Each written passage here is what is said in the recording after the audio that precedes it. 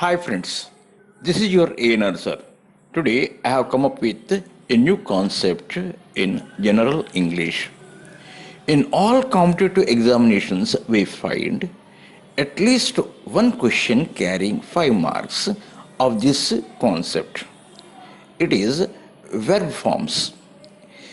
It is verb forms. In this type of questions, a blank is given followed by four alternatives. The candidate is required to choose the correct verb form that suits according to the tense. Let me repeat. In this type of questions, a blank is given followed by four alternatives. The candidate is required to choose the right verb form that suits according to the tense.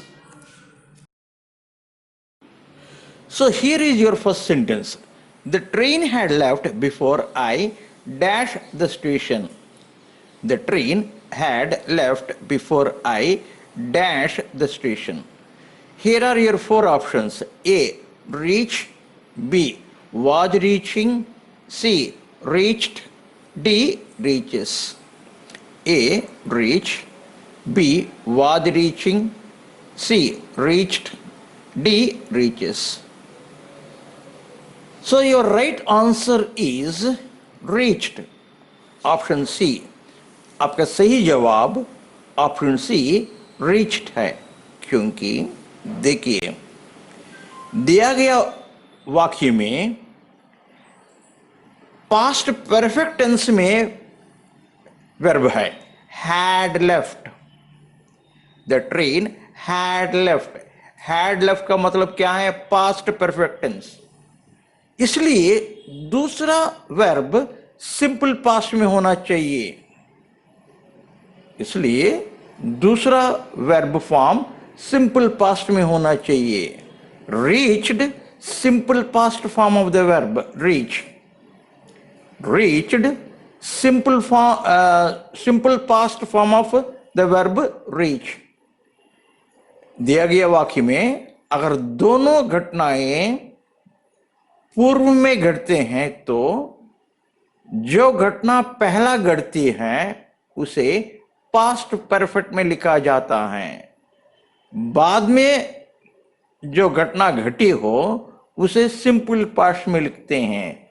तो मैं station पहुंचने के पहले ही गाड़ी निकल चुकी थी. The train had left before I reached the station. मैं स्टेशन पहुंचने के पहले गाड़ी निकल चुकी थी. Had you worked hard, you dash passed the examination. Had you worked hard, you dash passed the examination. Here are your four options. A. Would. B. Will. C. Would have. D. Will have. A. Would. B. Will. C. Would have. D. Will have. आपका सही जवाब है option C would have. आपका सही जवाब है option C would have, क्योंकि दिया गया वाक्य एक इफ क्लॉज में है.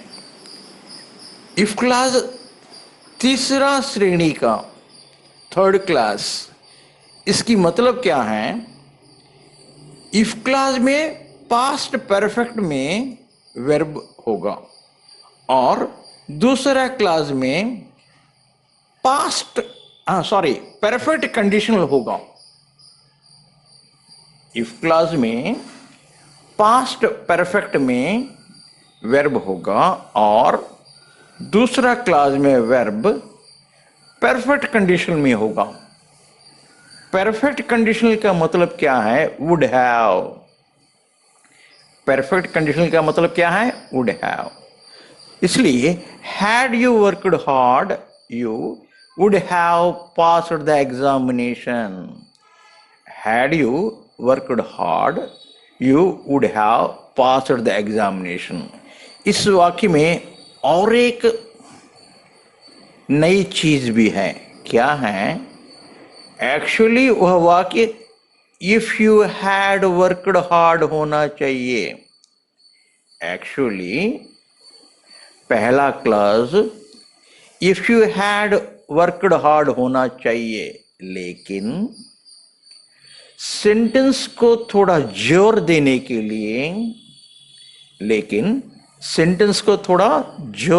के लिए यहां पर इफ हटा के वर्ब इन्वर्शन किया गया है।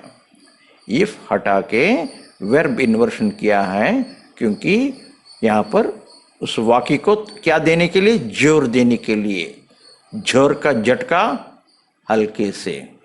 सो had you worked hard, you would have passed the examination. Here is your next sentence. Sidhu is learning how dash a bicycle. Sidhu is learning how dash a bicycle. Here are your four options. A. To ride. B. To riding. C. Riding. D. Ride. A. To ride. B. To riding. C. Riding. D. Ride. Option A आपका सही जवाब है, to ride. Option A आपका सही जवाब है, to ride, क्योंकि कैसा चलाया जाए, हाउ टू राइड, कैसा बनाया जाए, हाउ टू मेक, कैसा लिखा जाए, हाउ टू राइट, कैसा बोला जाए, हाउ टू स्पीक। समझे कि नहीं? यहां पर सिद्धू क्या कर रहा है? लर्निंग, सीख रहा है। क्या? कैसा साइकिल चलाया जाए, कैसा साइकिल चलाया जाए। और इस प्रकार का वाक्य हिंदी में अगर आता है तो इंग्लिश में V6 form of the verb लिखना चाहिए। V6 का मतलब क्या है? टू के बाद V1, to ride, to read, to speak. इसलिए सही जवाब है आपका ऑप्शन ए। और वो वाक्य क्या होगा? Sidhu is learning how to ride a bicycle. Here is your next sentence. I hope that Sushi dash soon. I hope that Susi dash soon. Here are your four options. A. Come. B. Will come. C. Is coming. D. Shall come. A. Come. B. Will come. C. Is coming. D. Shall come. आपका सही जवाब है option B, will come। आपका सही जवाब है option B, will come, क्योंकि वाक्य में होप है। वाक्य में क्या है? होप। हमेशा हम फ्यूचर में जो घटना घटती है उसके बारे में हम होप करेंगे, आशा करेंगे। होप का शब्द फ्यूचर में घटने वाली घटना के बारे में ही इस्तेमाल करते हैं। आई hope that sushi will come soon. I hope that Raja will pass his examination. I hope that my father will buy A bike for me.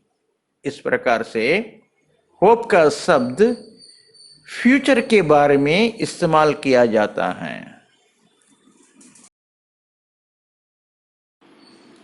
Now here is your next sentence. There are no taxis available because taxi drivers dash on strike. There are no taxis available because taxi drivers dash on strike. Here are your four options. A. Went. B. Go. C. Have gone. D. Will go. A. Went. B. Go. C. Have gone. D. Will go. आपका सही जवाब है option C, have gone. आपका सही जवाब है option C, have gone. क्यों? क्योंकि ड्राइवर्स स्ट्राइक में हैं पूर्व में, लेकिन उसका इफेक्ट अभी भी है, उसका इफेक्ट अभी भी महसूस किया जाता है। तो इसलिए प्रेजेंट परफेक्ट टेंस में हम उन क्रियाओं को लिखेंगे जो पूर्व में घटते हो और अभी भी उनका इफेक्ट हो। इसलिए there are no taxis available because taxi drivers have gone on strike. There are no taxis available because taxi drivers have gone on strike. Here is your next sentence. He dash suffering from fever since the last week. He dash suffering from fever since the last week. Here are your four options. A. Is. B. Was. C. Has been. D. Has. A. Is. B. Was. C. Has been. D. Has. आपका सही उत्तर है option C, has been. आपका सही उत्तर है option C, has been. क्यों? क्योंकि इस sentence में सिंस प्रयोग किया गया है।